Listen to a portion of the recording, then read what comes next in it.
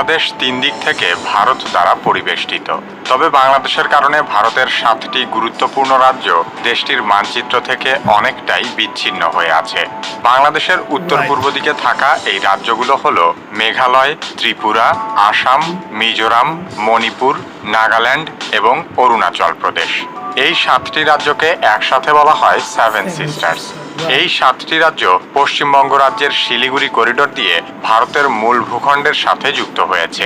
এই ভূখণ্ডের আকৃতি মানচিত্রে দেখতে অনেকটা মুরগির ঘাড়ের মতো বলে একে চিকেন স্নেকও বলা হয়। সেভেন সিস্টার্স রাজ্যগুলো ভারতের মূল ভূখণ্ড থেকে কৌশলগতভাবে খানিকটা দুর্গম হওয়ায় উপমহাদেশের রাজনীতিতে এই অঞ্চলের একটি বিশেষ তাৎপর্য রয়েছে। সাম্প্রতিক সময়ে বাংলাদেশের অন্তর্বর্তীকালীন সরকারের প্রধান উপদেষ্টা ডক্টর মোহাম্মদ ইউনূসের একটি বক্তব্যের জের ধরে সেভেন সিস্টার্স হঠাৎ করেই বেশ আলোচনায় উঠে এসেছে। If you destabilize Bangladesh, it will spill over all around Bangladesh, including Myanmar and Seven Sisters, West Bengal, everywhere. ভারতের উত্তর পূর্ব প্রান্তে থাকা 7টি রাজ্য বরাবরই বেশ রহস্যে ঘেরা। ভারতের অন্যান্য রাজ্য সম্পর্কে যতটা জানা যায় সেই তুলনায় সেভেন সিস্টার্স রাজ্যগুলো বাংলাদেশের নিকটতম প্রতিবেশী হওয়া সত্ত্বেও এদের সম্পর্কে আমরা খুব কমই জানি। এই রাজ্যগুলো একসাথে সেভেন সিস্টার্স নামটি পেয়েছিল 1972 সালে। জ্যোতিপ্রকাশ সাইকিয়া নামের ত্রিপুরার একজন বিখ্যাত সাংবাদিক একটি রেডিও টকশোতে মেঘালয়, ত্রিপুরা, আসাম, মিজোরাম, মণিপুর, নাগাল্যান্ড এবং অরুণাচল প্রদেশকে একসাথে উল্লেখ করতে সর্বপ্রথম সেভেন সিস্টার্স শব্দটি উল্লেখ করেন। এই 7টি রাজ্যের উপর তিনি একটি বইও লিখেছিলেন যার নাম ল্যান্ড অফ সেভেন সিস্টার্স। মূলত তারপর থেকেই উত্তর পূর্বাঞ্চলীয় 7টি ভারতীয় রাজ্য সেভেন সিস্টার্স নামে ব্যাপক জনপ্রিয়তা অর্জন করে। সেভেন সিস্টার্সের রাজ্যগুলো জাতিগত এবং ধর্মীয় দিক থেকে বেশ বৈচিত্র্যপূর্ণ হওয়া সত্ত্বেও এরা একে অপরের উপর অতিমাত্রায় নির্ভরশীল। সেই সাথে সেভেন সিস্টার্স রাজ্যগুলোর ভৌগোলিক ও প্রাকৃতিক পরিবেশ এবং সংস্কৃতিও অনেকটাই আলাদা। সব রাজ্যের বেশিরভাগ মানুষই নানান আদিবাসী জাতি এবং উপজাতি সম্প্রদায়ের। ভূরাজনৈতিকভাবে এদের অবস্থান, প্রাকৃতিক সম্পদ এবং বৈচিত্র্যময় সামাজিক কাঠামোর কারণে এই অঞ্চলটি সারা বিশ্বে অতুলনীয়। এই রাজ্যগুলোর সামাজিক, রাজনৈতিক এবং অর্থনৈতিকভাবে একে অপরের প্রতি নির্ভরশীলতার কারণেই মূলত এদেরকে 7 বোন বা সেভেন সিস্টার্স বলা হয়। সেভেন সিস্টার্সের অধীনে থাকা 7টি রাজ্যের মোট আয়তন 2,62,184 বর্গ কিলোমিটার, যা ভারতের মোট আয়তনের প্রায় 4%। সেভেন সিস্টার্সের 7টি রাজ্যের মধ্যে 4টি রাজ্যের সরাসরি বাংলাদেশের সাথে সীমান্ত সংযোগ রয়েছে। বাংলাদেশের সাথে সীমান্ত সংযোগ থাকা রাজ্যগুলো হলো মেঘালয়, ত্রিপুরা, আসাম এবং মিজোরাম। এছাড়া মণিপুর, নাগাল্যান্ড এবং অরুণাচল প্রদেশ বাংলাদেশ থেকে খানিকটা দূরে অবস্থিত।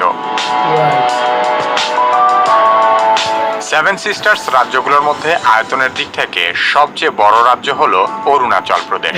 অরুণাচল প্রদেশের আয়তন 83,743 বর্গ কিলোমিটার। অরুণাচল প্রদেশের রাজধানী হলো ইটানগর। এই রাজ্যটির পশ্চিমে ভুটান, উত্তরে চীন এবং পূর্ব দিকে মিয়ানমারের অবস্থান। অরুণাচল প্রদেশে 26টি প্রধান আদিবাসী এবং 100টিরও বেশি উপজাতি সম্প্রদায় বসবাস করে। রাজ্য জুড়ে ছড়িয়ে থাকা অসংখ্য মনোরম পাহাড়, উপত্যকা এবং প্রাকৃতিক হ্রদের জন্য অরুণাচল বিখ্যাত। সে কারণে অরুণাচলকে বলা হয় ভোরের সূর্যের দেশ। সেভেন সিস্টার্সের দ্বিতীয় বৃহত্তম রাজ্য হলো আসাম। আসাম রাজ্যের আয়তন 78,438 বর্গ কিলোমিটার। আসামের রাজধানীর নাম দিসপুর। তবে এই প্রদেশের সবচেয়ে বড় শহরটি হলো গুয়াহাটি। 1826 সালে একটি চুক্তির মাধ্যমে আসাম সর্বপ্রথম ব্রিটিশ ভারতের অন্তর্ভুক্ত হয়। এই অঞ্চলের অসমতল ভূমির কারণেই অতীতে এর নাম হয়েছিল অসম। পরবর্তীতে সময়ের পরিক্রমায় নামটি আসাম হিসেবে জনপ্রিয় হয়ে ওঠে। আসামের অধিবাসী এবং আসামের ভাষাকে বলা হয় অসমিয়া। এই ভাষার সাথে বাংলা ভাষার অনেক মিল আছে। শুধু তাই নয়, আসামের জনসংখ্যার 3 ভাগের 1 ভাগই বাঙালি। অসাধারণ প্রাকৃতিক সৌন্দর্যে ভরপুর আসামকে বলা হয় নীল পাহাড় এবং লাল নদীর দেশ। সেভেন সিস্টার্সের মধ্যে থাকা বাংলাদেশের প্রতিবেশী আরেকটি রাজ্য মেঘালয়। এই রাজ্যটির আয়তন 22,429 বর্গ কিলোমিটার। মেঘালয়ের রাজধানী শিলং। অতীতে এই রাজ্যটি ছিল আসামের একটি অংশ। 1970 সালে আসামের 2টি জেলা থেকে বিচ্ছিন্ন হয়ে মেঘালয় রাজ্যের জন্ম হয়েছে। মেঘালয় মূলত একটি পাহাড়ি রাজ্য। গারো পাহাড়, খাসি পাহাড় এবং জয়ন্তিয়া পাহাড়ের সমন্বয়ে মেঘালয় রাজ্যটি গড়ে উঠেছে। ছবির মতো সুন্দর মেঘালয় রাজ্য সাংস্কৃতিক এবং ঐতিহ্যগত দিক থেকে অনেক সমৃদ্ধ। পৃথিবীর সবচেয়ে বেশি বৃষ্টিপাত হয় মেঘালয়ে। অসাধারণ প্রাকৃতিক সৌন্দর্যের কারণে মেঘালয়কে বলা হয় প্রাচ্যের স্কটল্যান্ড। সেভেন সিস্টার্সের আরেকটি গুরুত্বপূর্ণ রাজ্য মিজোরাম। এই রাজ্যটির আয়তন ২১,০৮৭ বর্গ কিলোমিটার। মিজোরামের রাজধানী আইজল। মিজোরাম রাজ্যটির বাংলাদেশ এবং মিয়ানমারের সাথে সীমান্ত রয়েছে। মিজোরামকে বলা হয় নীল পাহাড়ের দেশ। মিজোরাম শব্দটির মি অর্থ মানুষ, জো অর্থ পাহাড় এবং রাম অর্থ দেশ। তার মানে মিজোরাম অর্থ পাহাড়ে বসবাসকারী মানুষের দেশ। এই রাজ্যটির ২১% এলাকা জুড়েই রয়েছে ঘন পাহাড়ি বন। সেভেন সিস্টার্সের একটি রহস্যময় রাজ্য নাগাল্যান্ড। নাগাল্যান্ডের রাজধানীর নাম কোহিমা, তবে এই রাজ্যের বৃহত্তম শহর হল ডিমাপুর। নাগাল্যান্ডের আয়তন ১৬,৫৭৯ বর্গ কিলোমিটার। নাগাল্যান্ড ভারতের ক্ষুদ্রতম রাজ্যগুলোর মধ্যে একটি। এই রাজ্যের মানুষ সারা বছর উৎসবে মেতে থাকার কারণে নাগাল্যান্ডকে বলা হয় উৎসবের দেশ। ১৯৪৭ সালের ১৪ই আগস্ট ভারতের স্বাধীনতা দিবসের ঠিক আগের দিন নাগারা নিজেদের স্বাধীনতা ঘোষণা করেছিল, কিন্তু তারা তাদের সেই স্বাধীনতা ধরে রাখতে পারেনি। এরপর ১৯৫১ সালে আরেকটি গণভোটের মাধ্যমে নাগারা নিজেদের পূর্ণ স্বাধীন রাষ্ট্র হিসেবে আত্মপ্রকাশ করার সিদ্ধান্ত নেয়, কিন্তু তখনও ভারতের কেন্দ্রীয় সরকার তাদের স্বাধীনতা হরণ করে। যদিও তখনও পর্যন্ত নাগাল্যান্ড আসামের অংশ ছিল। পরবর্তীতে ১৯৬৩ সালে আসাম থেকে আলাদা করে নাগাল্যান্ডকে ভারতের ১৬তম রাজ্য হিসেবে স্বীকৃতি দেওয়া হয়। ভারতের তৃতীয় ক্ষুদ্রতম রাজ্য হল ত্রিপুরা। এই রাজ্যটির আয়তন ১০,৪৯১ বর্গ কিলোমিটার। ত্রিপুরা রাজ্যের রাজধানী আগরতলা। আগরতলা ষড়যন্ত্র মামলার কারণে এই শহরের নাম আমরা সবাই শুনেছি। ১৯৬৮ সালে শেখ মুজিবুর রহমান বাংলাদেশের স্বাধীনতার ব্যাপারে ভারতীয় সেনা কর্মকর্তাদের সাথে আলোচনা করতে আগরতলায় গিয়েছিলেন। তখন আইয়ুব খান শেখ মুজিবুর রহমানের বিরুদ্ধে রাষ্ট্রদ্রোহের অভিযোগে আগরতলা ষড়যন্ত্র মামলা দায়ের করে। ব্রিটিশ আমলে ত্রিপুরা সরাসরি ব্রিটিশ শাসনের অধীনে ছিল না। এই অঞ্চলটি স্থানীয় রাজাদের দ্বারা শাসিত হতো। ১৯৪৯ সালে ত্রিপুরা স্বাধীন ভারতের অংশ হয়। এরপর ১৯৫৬ সালে ত্রিপুরাকে ভারতের কেন্দ্রশাসিত অঞ্চল হিসেবে গ্রহণ করা হয়। সর্বশেষ ১৯৭২ সালে ত্রিপুরা ভারতের একটি পূর্ণাঙ্গ রাজ্যের মর্যাদা লাভ করে। মণিপুর রাজ্যের রাজধানী হল ইম্ফল। এই রাজ্যের আয়তন ২২,৩২৭ বর্গ কিলোমিটার। মণিপুরকে বলা হয় ভারতের রত্নভূমি। সাংস্কৃতিক ঐতিহ্যের দিক থেকে মণিপুর অত্যন্ত সমৃদ্ধ। ১৮২৪ সালে বার্মার আক্রমণ থেকে রক্ষা পেতে মণিপুরের রাজা ব্রিটিশদের সহায়তা চায়। তখন থেকে মণিপুর ভারতের একটি দেশীয় রাজ্য হিসেবে অন্তর্ভুক্ত হয়। ১৯৪৭ সালে মণিপুর একটি স্বাধীন রাষ্ট্র হিসেবে আত্মপ্রকাশ করার ইচ্ছা পোষণ করে। সে সময়ও বার্মার আগ্রাসী মনোভাবের কারণে মণিপুরের রাজা ১৯৪৯ সালে ভারতের সাথে যোগ দেওয়ার সিদ্ধান্ত গ্রহণ করেন।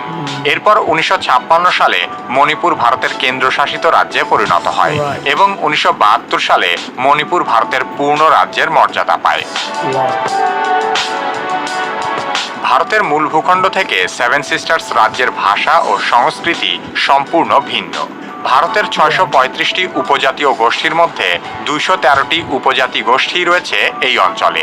এসব উপজাতিদের প্রত্যেকের রয়েছে নিজস্ব ভাষা ও সংস্কৃতি। তারা ভারতের মূলধারায় একত্রিত হওয়ার বিষয়ে সম্পূর্ণ ভিন্ন মত পোষণ করে। সে কারণেই মূলত সেভেন সিস্টার্স রাজ্যগুলোতে থাকা বেশ কিছু জাতি ভারত থেকে স্বাধীন হতে চায়। কিছু কিছু গোষ্ঠী ভারতের কেন্দ্রীয় শাসন থেকে স্বায়ত্ত শাসনের দাবি জানায়। অন্যদিকে কিছু আদিবাসী সশস্ত্র বাহিনী ভারত থেকে সম্পূর্ণ স্বাধীন হতে চায়। স্বাধীনতাকামী এসব দলগুলোকে ভারত সরকার নিষিদ্ধ সন্ত্রাসী জঙ্গি সংগঠন হিসেবে বিবেচনা করে। সেভেন সিস্টার্স রাজ্যগুলোতে স্বাধীনতাকামী দলগুলো গড়ে ওঠার আরেকটি ঐতিহাসিক কারণ হল অতীতে ব্রিটিশ শাসনের সময় এই অঞ্চলের জাতিগোষ্ঠীগুলোকে খেয়াল খুশি মতো ভাগ করা হয়েছে। বাঙালিরা এক জাতি হওয়া সত্ত্বেও যেমন আমাদেরকে পশ্চিমবঙ্গ এবং পূর্ব পাকিস্তানের মতো দুটি দেশে আলাদা করা হয়েছে, ঠিক একইভাবে এই অঞ্চলের বেশ কিছু জাতি ভারত, বাংলাদেশ এবং মিয়ানমারের মতো তিনটি আলাদা দেশে বিভক্ত হয়ে পড়েছে।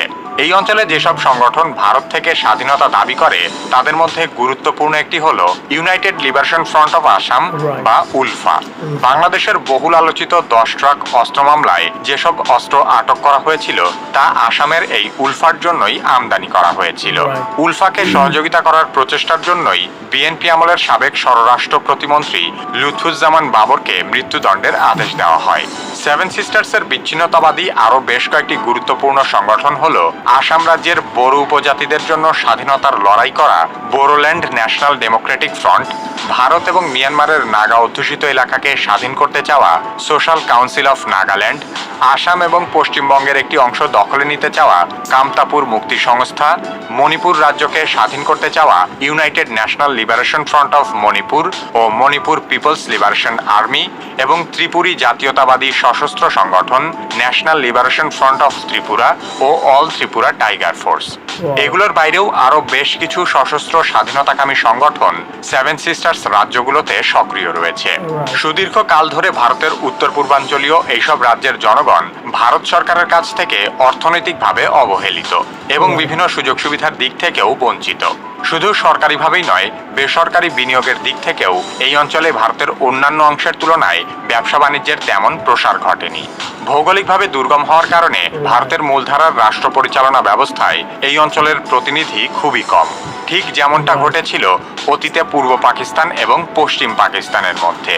যে বৈষম্য বিলোপের আকাঙ্ক্ষা নিয়ে বাংলাদেশ পাকিস্তান থেকে স্বাধীন হয়েছিল, একই কারণে ভারতের উত্তর পূর্বাঞ্চলীয় এসব রাজ্যের অনেকেই ভারত থেকে স্বাধীন হতে চায়। সেভেন সিস্টার্সের অনুন্নত অর্থনৈতিক ও সামাজিক কাঠামোর কারণেই ভারত কখনোই বাংলাদেশের উন্নতি চায় না। কারণ স্বাধীনতা অর্জনের ক্ষেত্রে সেভেন সিস্টার্সের অনেক জাতির কাছেই বাংলাদেশ একটি অনুপ্রেরণার নাম। তার উপর যদি বাংলাদেশ একটি উন্নত রাষ্ট্রে পরিণত হয়, তাহলে এইসব রাজ্যের স্বাধীনতা অর্জনের আকাঙ্ক্ষা আরো বহুগুণ বেড়ে যাবে।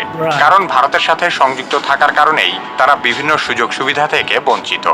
ভারতীয় গণমাধ্যমগুলো বাংলাদেশের রাজনীতি নিয়ে যতটা মাতামাতি করে, আসাম, মণিপুর কিংবা নাগাল্যান্ডের ইস্যু নিয়ে তারা এর সামান্যও করে না। কারণ তারা ভালোভাবেই জানে ভারত সরকার শুধুমাত্র অস্ত্রের জোরে এই অঞ্চল দখল করে রেখেছে। ভারতীয় সেনাবাহিনীর আগ্রাসন যদি সামান্য কিছুটা কমে, তাহলেই এই অঞ্চলে একাধিক স্বাধীন রাষ্ট্রের অভ্যুদয় ঘটতে পারে। আর সে কারণেই সেভেন সিস্টার্সে কর্তৃত্ব বজায় রাখা ভারতের কাছে অত্যন্ত গুরুত্বপূর্ণ।